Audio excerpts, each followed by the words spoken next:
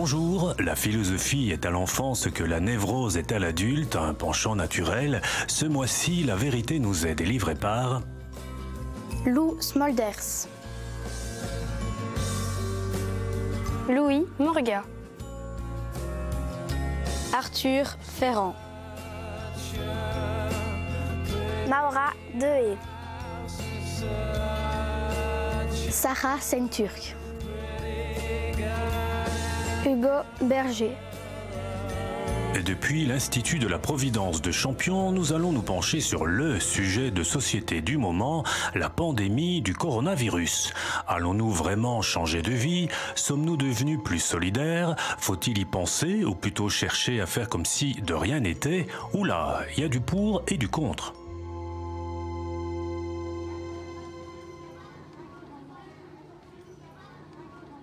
Moi, je l'ai bien vécu en tout cas. Qu'est-ce qui te fait dire que tu l'as bien vécu? Déjà, dans ma famille, il n'y a personne qui l'a eu. Et ça, c'est déjà super bien. Et aussi, c'était pas si dur parce que j'ai moins de 12 ans, je dois pas porter le masque. Par contre, on doit mettre le gel. Et voilà, donc on n'a pas non plus à étouffer avec le masque. C'était quand même pas très chouette parce qu'on ne voyait plus les amis et tout ça.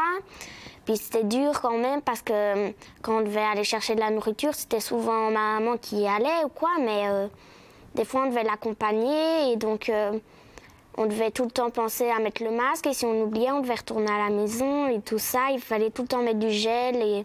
Et justement, par rapport à ce virus invisible qui circule, par rapport au confinement, comment toi, personnellement, tu as vécu ça, quoi? Comment tu as ressenti les choses? Je l'ai vécu bien, hein. C'était pas horrible, comme un peu ennuyant à la fin, mais sinon ça allait. Qu'est-ce qui te fait comment tu l'expliques que ça s'est bien passé pour toi? J'ai pas eu aucun symptôme déjà, ce qui est bien. Et j'ai pas... comment dire ça? C'est dur à expliquer, mais j'ai rien eu de... J'ai pas eu peur, quoi. Qu'est-ce qui fait que tu n'as pas eu peur? J'avais pas peur que ça attaque ma famille, moi, ni rien. Parce qu'on se protégeait vraiment bien, du coup, ça allait. Moi, ça s'est bien passé. Je suis revenue à l'école un peu.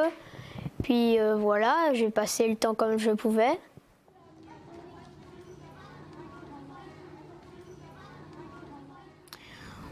C'est quand même bien parce que on sait c'est quoi la vraie vie. Parce qu'il y a peut-être des personnes qui ne savent pas qu'on va mourir un jour et il faut le savoir. Il vaut mieux quand même ne pas trop y penser et s'amuser un maximum. Parce qu'on ne sait jamais quand on va mourir et après voilà. Plutôt réfléchir quand même, mais pas non plus que ce soit trop énervant, quoi. Faut profiter de la vie, moi, je pense. Ça veut dire quoi pour toi, profiter de la vie? Y penser, mais il faut pas y penser H24. Et qu'est-ce qui te fait dire qu'il ne faut pas y penser tout le temps? Parce que sinon, ça va nous démoraliser. Et tu vas plus profiter de la vie du tout. Faut s'amuser, faut pas penser à ça pour le moment. Pourquoi? Parce qu'il faut profiter du temps qu'on a. Je préférerais revenir à ma vie d'avant parce que j'aimais bien ma vie, quoi. Et je peux changer quelques habitudes, ça me dérange pas, mais le but c'est de revenir le plus possible à ma vie d'avant. Changer un petit peu sa manière de vivre, faut mettre un masque, faut respecter ce que la loi dit. Là maintenant, on doit toujours mettre du gel et tout ça, et toujours mettre des masques, alors qu'avant on était libre, on pouvait toucher tout ce que les personnes touchaient, on devait... en classe et tout ça, il n'y avait pas des mesures particulières, pas normales et tout ça. C'est pas très heureux de tout le temps avoir un masque et presque jamais voir tout ce qui est de la famille et les amis. Ça va moins te rendre heureuse que si c'était l'inverse, en tout cas. Maintenant, avec le coronavirus et tout ça, on peut moins faire de balades et tout ça. Qu'avant, j'en faisais tout le temps, tous les jours je sortais et tout ça. Que maintenant, je sors de moins en moins. c'est mieux de reprendre notre vie d'avant, comme si ça n'avait jamais existé, mais juste en rajoutant un masque quand tu vas au magasin, se nettoyer les mains souvent, avant de manger par exemple, mais sinon c'est essayer de reprendre toute la vie d'avant normalement. Tu n'as pas envie de changer de vie? Non. D'échanger de manière de vivre? Non, pas du tout. Bah, changer de vie, je pense pas vraiment. Mais changer quelques petits détails, ça oui. Mais changer de vie complètement, non, je pense pas. Et changer les petits détails, ce serait ne plus sortir tout le temps, enfin, ne plus aller en ville toutes les semaines et tout ça, quoi. Ça, tu es prêt à toi à changer ces habitudes-là? Bah oui. En quoi est-ce que porter le masque, respecter des distances, c'est pas chouette, c'était mieux avant, tu dis? Pourquoi? Ben parce que déjà, on s'entend moins bien parler avec un masque. Et on peut plus faire de câlins et des bisous. Et en quoi, pour toi, c'est important de pouvoir voir tes amis? Ben, pour être sociable déjà. Et pas toujours rester à la maison et voir personne. C'est bien de parler avec eux, rigoler et tout. Enfin, rester tout le temps à la maison, c'est pas chouette, et de voir personne tout le temps.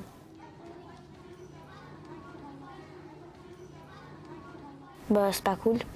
Parce qu'il faut bien se protéger, et si eux ils se protègent pas, enfin qu'ils restent tout ensemble sans masque, ben, il y aura encore du coronavirus, et après ben, ils vont pénaliser tout le monde pour avoir un deuxième confinement.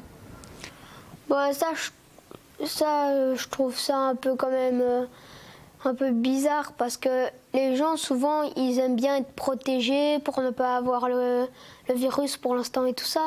Si on tue des personnes en les ayant contaminées, eh ben c'est pas chouette pour les proches de cette personne, et ben tu restes quand même c'est un peu à cause de toi qu'elle est morte.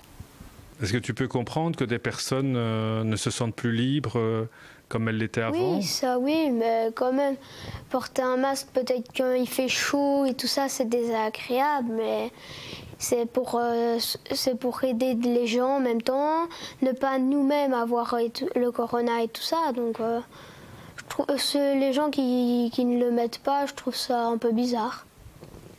Bah, c'est un peu leur choix. Maintenant, je leur conseillerais de ne pas faire ça, parce qu'ils vont plus facilement attraper le corona que nous. Et ils peuvent mourir plus facilement, du coup. Mais est-ce que tu comprends pourquoi ces personnes décident de ne plus porter le masque, de ne plus respecter les distances de sécurité? Je sais pas très bien, mais peut-être parce qu'ils aimeraient être plus libres et que tout le temps devoir porter des masques et tout ça. Et donc, on ne peut pas comprendre ça, à ton avis? Ben, chacun comprend ce qu'il veut, mais moi je pense pas que c'est la bonne idée.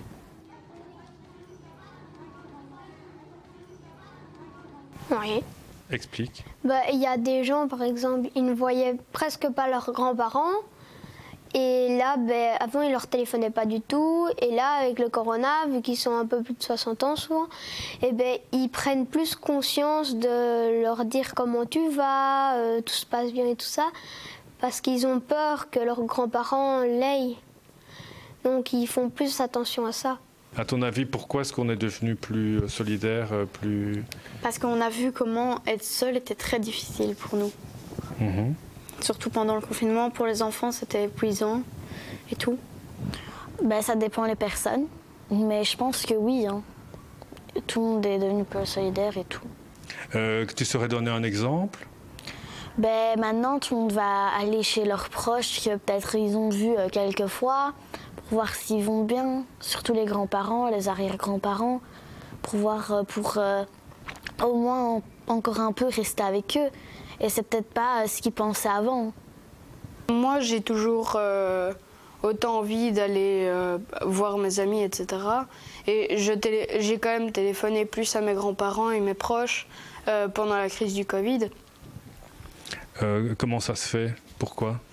Parce qu'il me manquait. Oui, moi je trouve parce que avant ma cousine, j'ai déménagé, donc avant j'habitais près de chez elle et maintenant j'habite loin et du coup je la vois beaucoup moins et avec le corona on s'est beaucoup plus rapprochés, on s'est téléphoné en Skype, donc on pouvait voir les têtes et tout, on faisait des origamis par vidéo et on appelait mon grand-père qui vit seul, qui pouvait pas toujours rendre visite alors qu'il a beaucoup l'habitude d'avoir des gens chez lui et donc il devait se sentir seul quand même. Et il faut penser aux autres aussi, qui ont peut-être beaucoup plus peur que nous. Et voilà, du coup.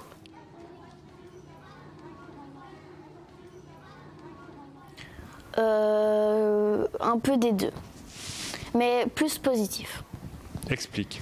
Parce que je pense que ça va s'arranger, enfin j'espère, et que tout le monde sera comme avant et tout, parce que sinon, pas cool. Mais si c'est comme ça serait bien. On fait de plus en plus attention, donc ça va aller bien. Et qu'est-ce qui te fait dire que tu es en même temps un peu négatif, pessimiste? Parce qu'il y a beaucoup de personnes qui se protègent pas et qui se touchent, enfin qui toussent et tout, et qui vont voir leur ami, et puis on se dit, ça va jamais, il y a personne qui va comprendre et ça va toujours rester comme ça. Je pense que ça va aller. À un moment, ça va aller, mais pas tout de suite, quoi. Et qu'est-ce qui te fait penser qu'à un moment donné, ça va aller? Parce qu'à un moment, le virus va disparaître, peut-être. plutôt positive. Maintenant, c'est vrai que ça s'était un peu calmé et maintenant, j'ai l'impression que ça remonte un peu. Moi, je suis plutôt optimiste en me disant que de toute façon, c'est une étape de la vie, la mort, et qu'il ne faut pas en devenir fou non plus. C'est-à-dire qu'il ne faut pas s'amuser à culpabiliser et rester chez soi.